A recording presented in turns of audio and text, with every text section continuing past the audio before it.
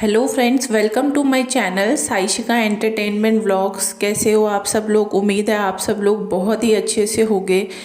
तो वीडियो को स्टार्ट करते हैं। वीडियो का थंबनेल और टाइटल आप लोगों ने देखा होगा और आप लोग सोच रहे होंगे कि कौन सा बहुत बड़ा झूठ है जो प्रीतो का अब हम लोगों के सामने आ चुका है पूरे तरीके से। प्रीतो ने झूठ बोलने की तो बहुत कोशिश की थी।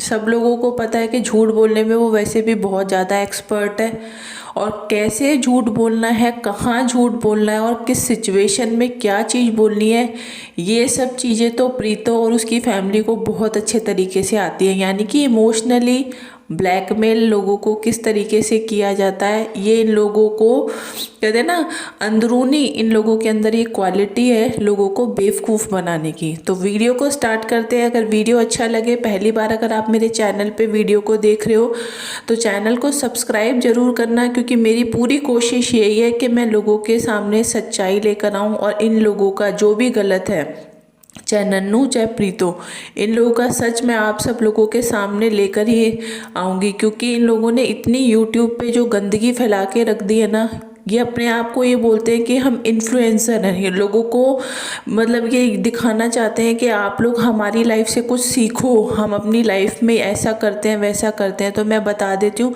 तुम लोगों की लाइफ से हम सीखें क्या? कुछ अच्छा देखने के लिए मिले तब तो कुछ सीखें। तुम लोगों से तो हम ये सीख सकते हैं अपना घर गृहस्थी बर्बाद कैसी करी जाती है, अपने पति की बेइज्जती कैसे की जाती है, ससुराल वालों की इज्जत को दुनिया के सामने कैसे उछाला जाता है, ठीक है। और झूठ किस तरीके से बोले जाते हैं अपनी अय्याशी के लिए, अपने शौक के लिए सब लोगों को किस तरीके से बेवकूफ़ बनाया जाता है, ये शिक्षा जरूर तुम लोग दे रहे हो अपने चैनल के थ्रू लोगों को, ठीक है। और जो शिक्षा तुम देने की कोशिश कर रहे हो ना, जो समझदार लोग हैं उन्हें तो चीज़ें समझ में आ रही हैं कि तुम लोगों को किस तरीके से बेवकूफ़ बना रही हो। प्रीत, तो एक बात बताऊं, अभी तक क्या है कि लोगों की बहुत सिंपैथी भी थी इसके साथ। लोगों को ये लगता था नहीं यार, हो सकता है सच में इसके साथ गलत हुआ हो और इसने इतनी सारी चीज़ें फेस की हैं ससुराल में। लेकिन अब जो ये अपने रंग धीरे धीरे करके लोगों को दिखा रही है ना, तो लोगों को पूरे तरीके से अब इसकी सच्चाई समझ में आ गई है कि ये कितनी बड़ी वाली झूठी है, ठीक है। ये अपने आप को सही साबित करने के लिए दूसरे को किसी भी हद तक नीचे गिरा सकती है, और इसने वही किया है। और ये बोलती है बच्चा बच्चा, बच्चे से मुझे प्यार है। इसके बाप ने बच्चे के कभी सोचा ही क्या इसके बारे में?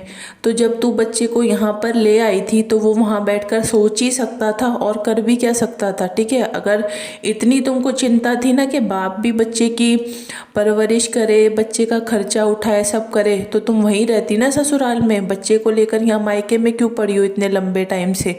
1 साल हो गया तुम्हें यहाँ पे रहते रहते। मुझे तो नहीं लगता कि कोई अच्छी फैमिली की लड़की ऐसे मायके में पड़ी रहती है अपने बच्चे को लेकर। इज्जत, घर परिवार की जो लड़कियां होती है ना, वो इज्जत के लिए बहुत सारी चीज़ें एडजस्ट करती हैं। तुम्हारी तरह नहीं है कि अपने शौक पूरे करने के लिए सबकी बेइज्जती करा के रख दो। तुमने वही किया है, ठीक है। अब जो तुम्हारा सबसे बड़ा जो झूठ लोगों के सामने है ना, वो मैं अब सब लोगों को बताती हूँ कि जब तुम्हारी शादी हुई थी ना, जब तुम ससुराल में रहती थी, तो तुम्हारी मम्मी को अगर एक छींक भी आ जाती थी ना, जरा सी तबीयत भी खराब हो जाती थी, तो तुम अपने ससुराल में ना हंगामा मचा के रख देती थी, ठीक है। लड़ाई झगड़े करती थी कि मुझे मायके जाना है, मेरी मम्मी की तबीयत खराब है, तुम लोग मुझे जाने नहीं देते हो। ये कईयों बार तो गुस्से में इतनी ज़्यादा लड़ाइयाँ कर लेती थी कि खाना तक नहीं बनाती थी ये, ठीक है। तो इसकी सास खाना बनाती थी कि तुम लोग मुझे जाने नहीं देते हो, मेरी मम्मी की तबीयत ख़राब है, तुम लोग तो चाहते हो कि मेरी मम्मी को कुछ हो जाए, ऐसा वैसा 100 बातें, तमाम तरह की बातें ये बोलती थी।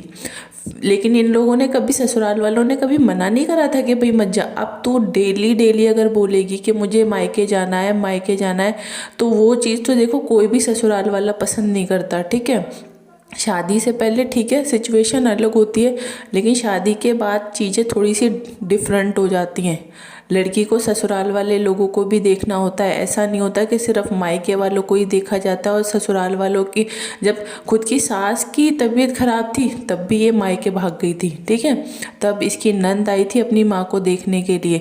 तो हमेशा से इसने यही किया है, जब भी ज़्यादा काम पड़ जाता था घर पे या बाहर से किसी रिश्तेदार का आना करना होता था, तो ये ऐसी बैग उठाया, बच्चे को उठाया और निकल लेती थी मायके की तरफ। तभी तो इसके ससुराल वाले गुस्सा होते थे कि भाई अगर अगर घर में कोई मेहमान आ रहा है कुछ है तो तू जा क्यों रही है। तो ये बोलती थी कि तुम लोग मुझे मायके नहीं जाने देते और तुम्हारी खुद की बहन तो जब देखो मायके आती रहती है लेकिन तुम मुझे नहीं जाने देते। तो इस तरीके की लड़ाइयाँ करती थी, ठीक है। अब बात जब ये आती है कि जब मम्मी की ज़रा सी भी तबीयत ख़राब हो जाती थी तब तो तुम ससुराल में बहुत बखेड़ा खड़ा कर देती थी, लड़ाई झगड़े करने लग जाती थी कि तुम लोग मुझे जाने नहीं देते हो।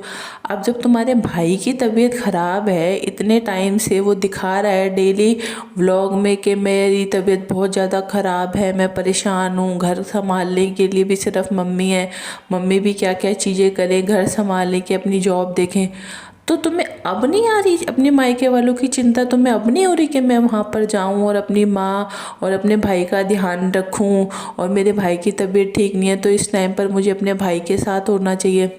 लेकिन तुम पता है क्या हो, तुम हो सेल्फिश लड़की, तुम बहुत ही ज़्यादा स्वार्थी लड़की हो, तुम नहीं जाओगी। सबको पता है बहुत अच्छे से कि तुम जाओगी नहीं। पता है उसके पीछे का कारण क्या है? उसका कारण ये है कि तुम यहाँ कर रही हो ऐश। कानपुर में रह के तुम्हें पूरी फ्रीडम मिली हुई है, खूब तुम्हारा घूमना फिरना आना जाना, जब मन करा तुरंत निकल गए, फ़ोन उठाया, व्लॉगिंग चल रही है, ये जा रहे हैं, जो मन कर रहा है वो ला रहे हैं, खा रहे हैं, पी रहे हैं, जूस पी रहे हैं, ठीक है। लेकिन तुम्हें पता है जब तुम चली जाओगी वहाँ हिमाचल अपनी माँ और भाई के पास तो तुम्हारे ऊपर पूरी जिम्मेदारी आ जाएगी, घर की सब काम तुम्हें करने पड़ेंगे। तो जो ऐश तुम्हारी यहाँ पे हो रही है ना वो ऐश तुम्हारी वहाँ पे हो नहीं पाएगी, ठीक है। इसलिए तुम जाओगी नहीं। तुम्हें थोड़ी सी अगर शर्म नाम की चीज़ हो ना तो तुम्हें ऐसे में जाना चाहिए था, लेकिन तुम्हारे अंदर शर्म नाम की चीज़ वैसे भी प्रीतो है ही नहीं, ठीक है। तुम्हारे अंदर अगर थोड़ी सी भी अक्ल होती और ये सब चीज़ें अगर तुम समझती होती ना तो तुम कब की अपनी माँ और भाई के पास पहुँच गई होती। लेकिन तुम नहीं जाओगी क्योंकि तुम्हें अपनी चीज़ों से मतलब है, अपने शौक़ तुम्हें पूरे करने होते हैं और तुमने वही पूरे करने के लिए अपने ससुराल वालों तक पे इतने गलत गलत झूठे झूठे जो आरोप लगाए ना, तो कोर्ट की तरफ से जो तुमने आरोप उनके ऊपर लगाए हैं, तुम क्या सोच रही हो तुमने एक वुमेन कार्ड खेल दोगी कि लड़कियों के साथ ही गलत होता है, लड़कियों के साथ ही सारे अत्याचार किए जाते हैं।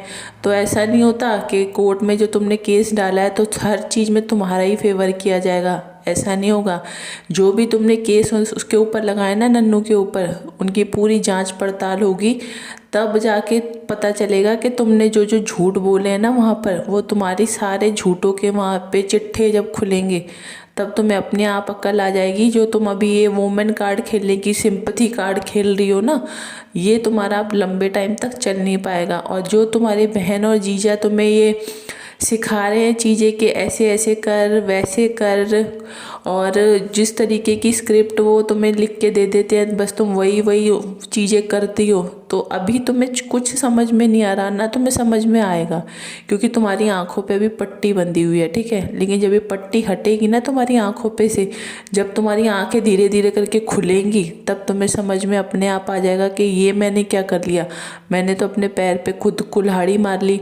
और ये बहन और जीजा ही अगर तुम्हें ताने ना माने तो तुम मुझसे कहना, मेरा नाम बदल देना, मुझसे लिखवा लो। आज मैं इस चीज़ की गारंटी देती हूँ तुम्हें कि जिनके ऊपर तुम ये ब्लाइंडली ट्रस्ट कर रही हो ना, एक दिन यही लोग तुम्हारा ट्रस्ट तोड़ेंगे और तब तुम्हें याद आएगी कि मैंने बहुत बड़ी अपनी लाइफ में गलती की है। काश मैं अपने पति और अपने ससुराल वालों के साथ रह रही होती तो सब चीज़ें बहुत अच्छी होती और तुम्हारे बच्चे को भी एक अच्छी परवरिश मिलती।